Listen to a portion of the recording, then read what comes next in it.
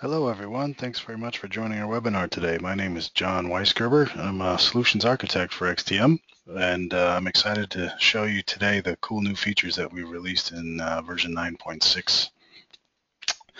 So just a quick note, everyone is muted, of course, so if you have any questions, please type them into the question box and I'll get to them as I can, or at the end of the webinar.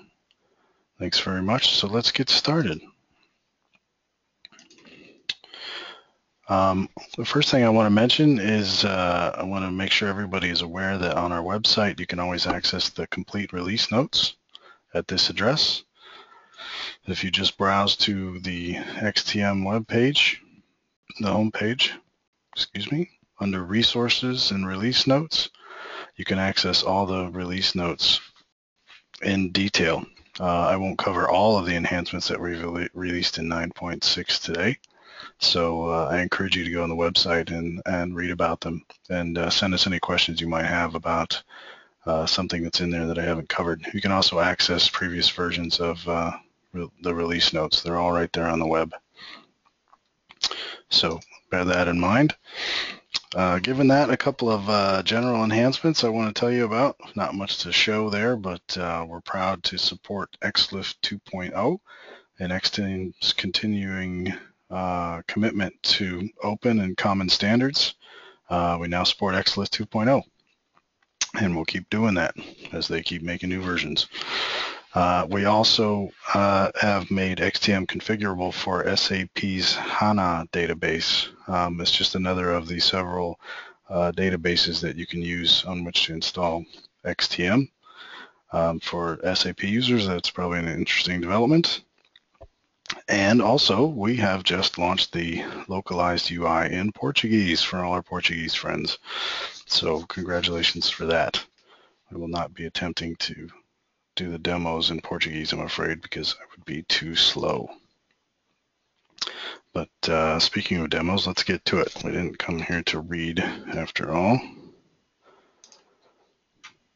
So let me switch to my XTM, which I have open to my home page.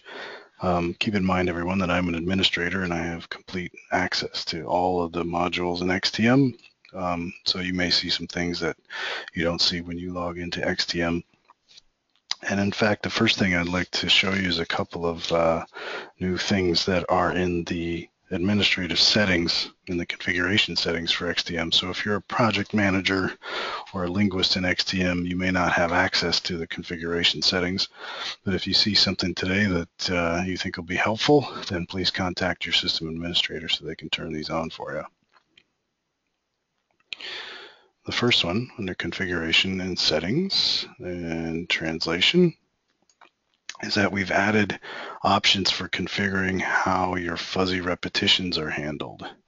Those of you who access the settings are probably familiar with the fuzzy match options. And fuzzy match options are pretty straightforward. But now we've added a new section right below that for the fuzzy repetitions, or also known as internal repetitions. So you can configure them in exactly the same way as you could the fuzzy matches. You can decide whether or not to bother continuing to search for fuzzy repetitions if you have a leveraged or in context exact match. And you can choose the match levels to show or not to show, and whether or not to populate the target with those fuzzy repetitions, and also the number of them that you should display if there are more than one. So the good news here is you can configure these just like the rest of the match types, whether or not to show them, how many to show, so that you don't overwhelm your translators with options in the translation editor. And also, so for those of you who don't make use of internal repetitions, you can simply turn them off so that you never have to be bothered with them until you decide to make use of them. So that should clean up your work in the editor a little bit. If you're not actually making use of fuzzy repetitions, just turn them off. Then the next setting that I want to show you is one that I'm kind of excited about it. I know a lot of our project managers are going to be excited. And that is, you can now, under the files, configuration, settings, files, you now have the option to automatically update or insert language codes in the file names of the target files, which is very exciting. I can hear everybody applauding as I do this. So if you turn this setting on under File Download in the File Settings, then XTM will automatically insert the language code into the target language file, as I will briefly demonstrate. I turn that setting on and come back to my file.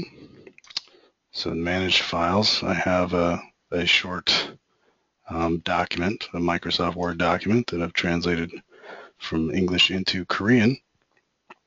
So now when I generate the target file,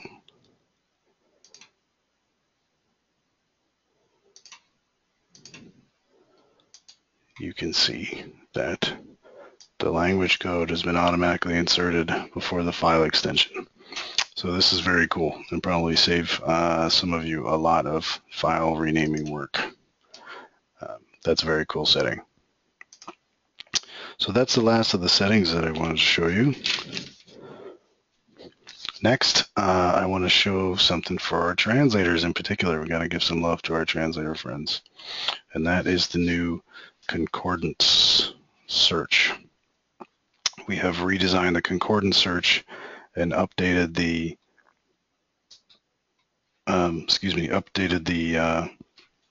interface in the same way that we did the terminology management. So if I find my project, I want to show you this. Here I am in the editor. This should all look very familiar. I select my word and I go to my concordance search, just like you normally do. You'll notice it looks new and different.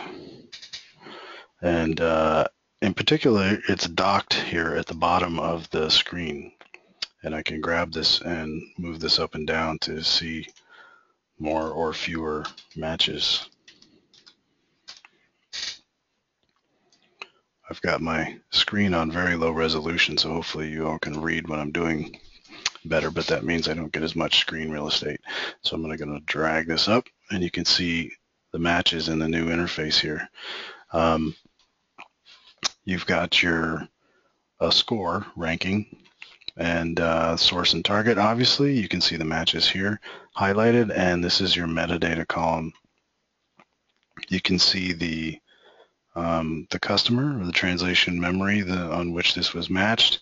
You can see the modification date for each one here in the column, and if you hover over the information button, you can see even more metadata. There's the project that it came from, the creation date, and the file name. And in fact, here, using these arrows, I can choose to sort these matches according to all the metadata available here. Score, customer, project, create date, modification date, file name, and segment ID. And notice this upward arrow. I just click this again to sort in descending order, or one more time back into ascending order, and that works for all of these. Just click it again to flop the order from ascending to descending.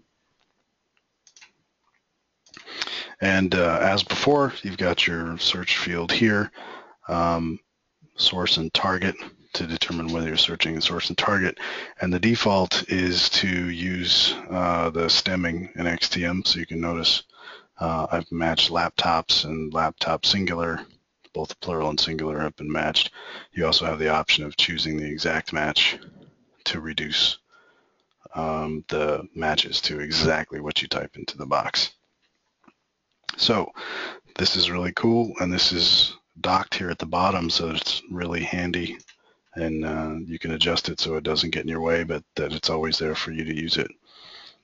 Or if you need to see more, as before when I had a lot of matches, if I click this guy here, I get the choice to switch between docked and the pop-up.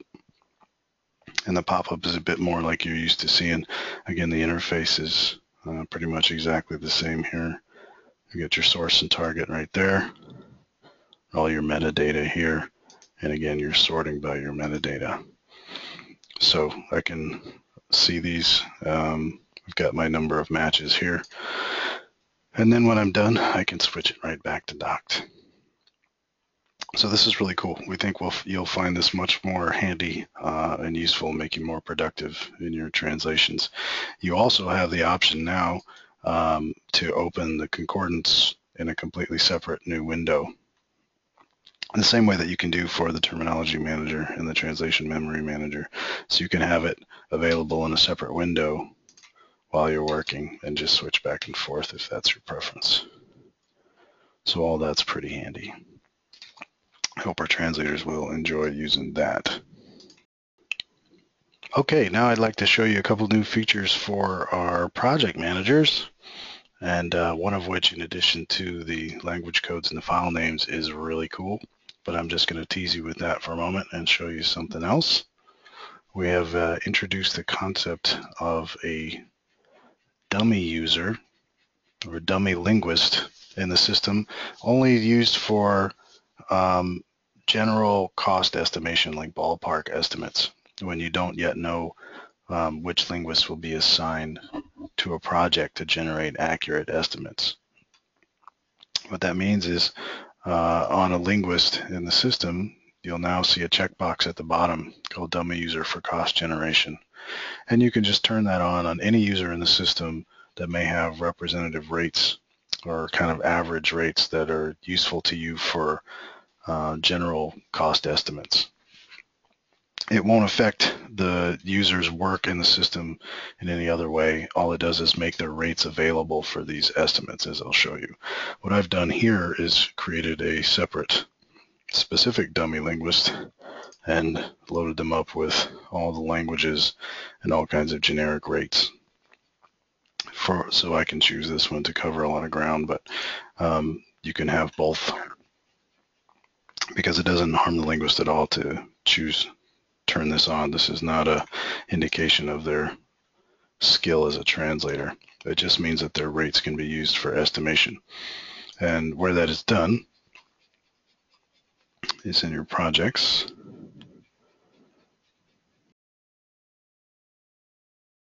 Under estimates. It's going to do, let's go. Costs here. Now you'll see if I'm trying to do a cost estimate and I don't yet know what linguists will be assigned to all of my tasks, then I can choose my dummy linguist here to insert rates. Now I can do that for the entire workflow or only in spaces in the workflow where no linguist is already assigned. So you can fill in those gaps and give yourself a good cost estimate. Right. And also another new feature is these percentage boxes here on non-analyzable files and additional costs. We've added these percentage boxes and these question marks. If you hover over them, you can see the reason. So this is also for kind of general estimation when you're not exactly sure how much work in particular an hourly or non-analyzable file task will take. You can specify the cost as a percentage of the base price. So you can simply insert the numbers here plus a percentage to kind of guesstimate how much it's going to cost to do an hourly task such as review or possibly DTP or image editing, things of that nature. So this is pretty handy right here. Now the other really cool feature for project managers is that we have a new preview option. You can see here I've got a project that I'm translating into 9 target languages all at the same time. And as a project manager, you got to keep an eye on how things are going and what the status is. So we have a new preview option called the extended table in Excel. So if I come here and select my preview, you'll see the Excel extended table. Now this is in a new edition. And the difference between this and the other extended tables is this part here, I can include all languages. Now there's a whole bunch of data I can choose to include in this report, but we're going to stick with just source and target, segment ID, all project files from the project, and I'm going to add all languages. And so this gives you a nice grid view of the status of your project in all your languages in their current state. This is just a preview of the project as it stands right now. And as you can see, I've got my segment keys, I've got my source text, and I've got the current translation of these segments in all 9 languages that are included in the project, whatever their current state is.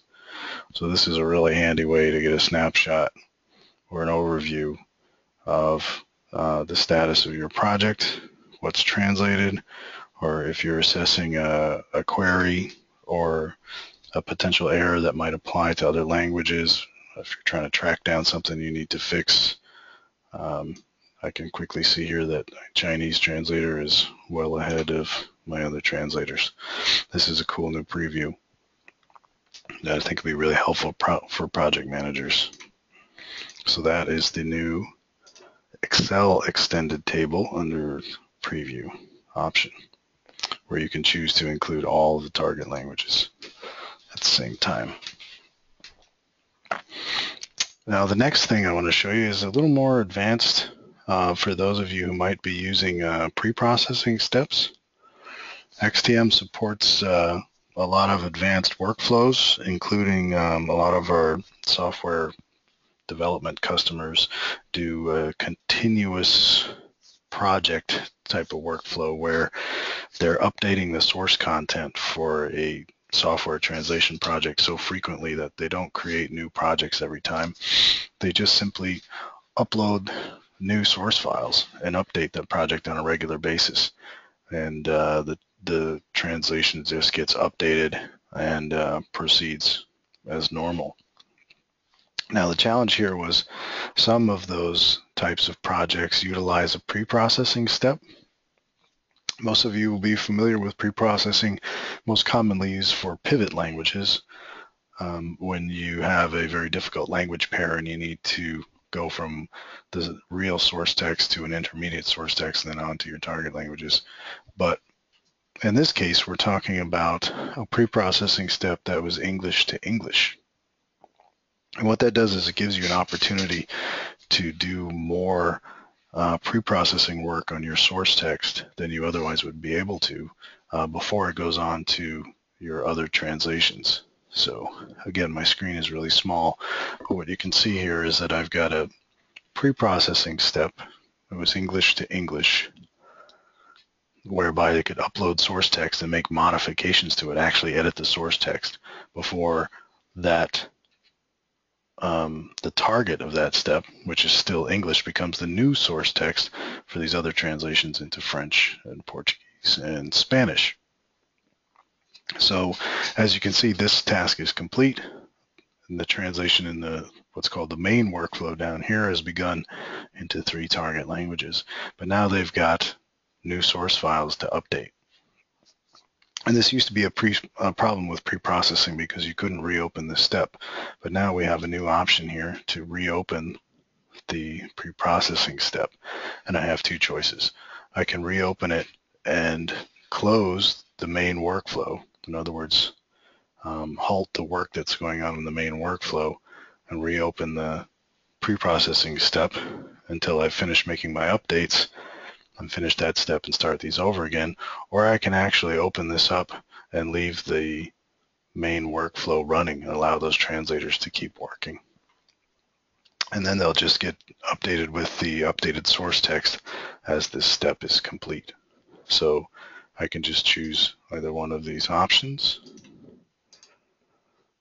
I choose to close it. Then now you can see my pre-processing English to English step is reopened. And I can come in here and make whatever modifications I need to make to my source text. There's not much to do here, obviously, but this is what a pre-processing step in the same source language allows you to do any sort of processing you might need to do on this text before it goes on to translation. So you can see now the main workflow is there again. So again, this is really handy, the option to reopen the step that's been completed, and either, in this case, close the main workflow or leave that running. So that'll be a big help for people using pre-processing steps.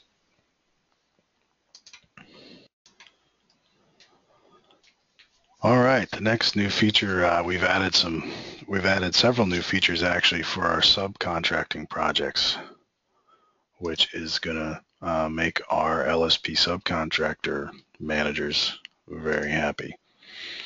So my demo project here, I've got a simple translation and correction into German. I've assigned it to my LSP subcontractor as normal. Pardon me. I set the due date for July 6th. I didn't set a due date on the first step because I trust my LSP to manage that on my behalf. So I just set the project due date and assign it to them and send it on its way. So if I come over here and log into my sample subcontractor system and see what that looks like. I've got the project here that's been assigned to me. And so there's three things that I can do now that I wasn't able to do in the past. The first is if I edit my workflow. So I come in here as my LSP project manager, and I know what the due date of the project is. I say, well, I'm going to need more time to do my QA checks. So the new thing here is that I can adjust the due dates on these tasks as the LSP project manager. You'll notice this little asterisk says that's the contractor's due date there. But I can go ahead and move this up a day on my own so that I have more time to do my checks before I deliver it to my customer, which means that this translator is going to have to finish earlier, and in order to not work on the weekend, this poor guy is going to have to deliver by Friday. So we better get going. And also, I have a new feature here called vendor templates. This is this drop down in this box down here. Now these templates operate just like regular templates, only these are used only for populating linguists into the workflow steps. So I can choose, I've got a user group here. My template includes user groups that I assign to these tasks. So I choose my template and I have the option to overwrite any linguists that are already assigned in the workflow if they are. In my case, they're not, but I can overwrite those. I'll save those changes, and you'll see that I've modified the due dates for my tasks in my LSP instance of XTM. So these dates are just for me as the LSP. My contractor, my client doesn't see these. These are just for me to get my work done, and I've assigned my linguist using a template. This button is also new, so now the LSP subcontractor can save templates from the workflow page here and also from the project itself. There's a save as template available now, just the way it is in the main system. So if you imagine the 9-language project I was showing you before that had 4 workflow steps in 9 languages, you can imagine how handy it's going to be able to simply assign your linguist via template.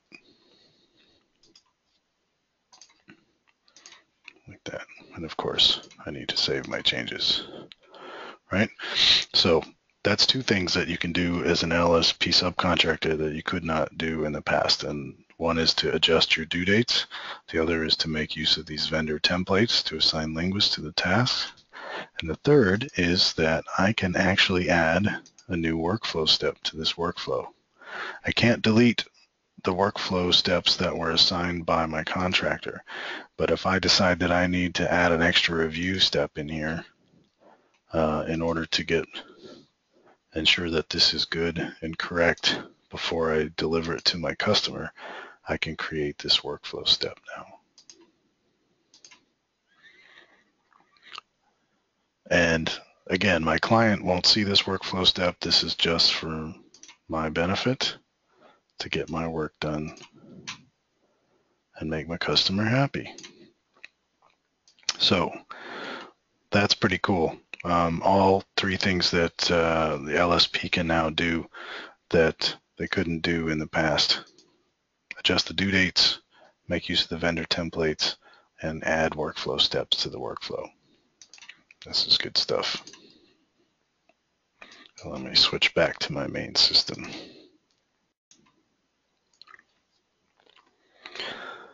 So the last thing I want to show you today is the grand finale. And this is really very, very cool. And I'm excited about this one. I think you will be too. And it's called Segment ID Images in XTM.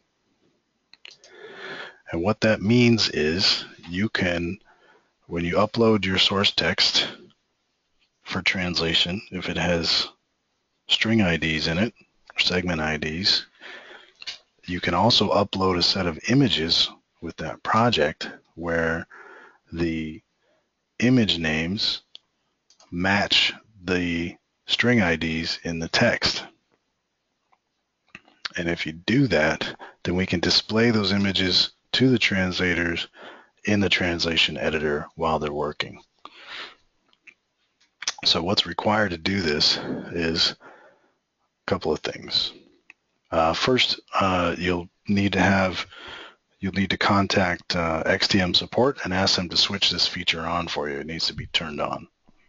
Second, you need to be making use of file filters in the system that are configured for ID-based matching.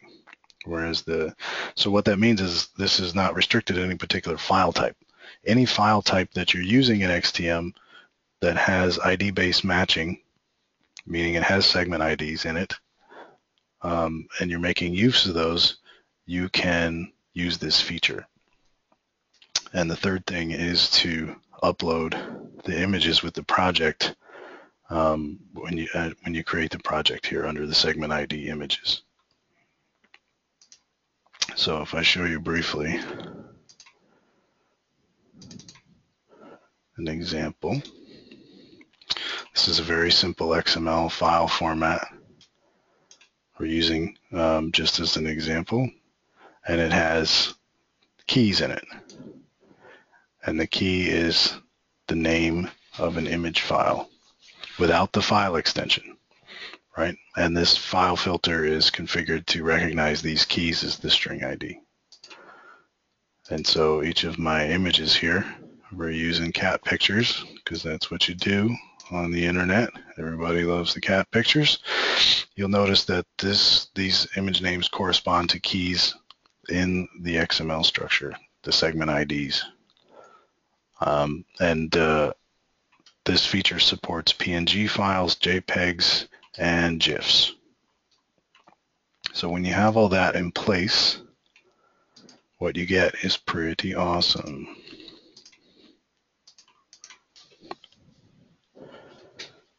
You'll find a new column here in between the segment number and the source text, and it includes thumbnails of the images associated with each of those segments, right?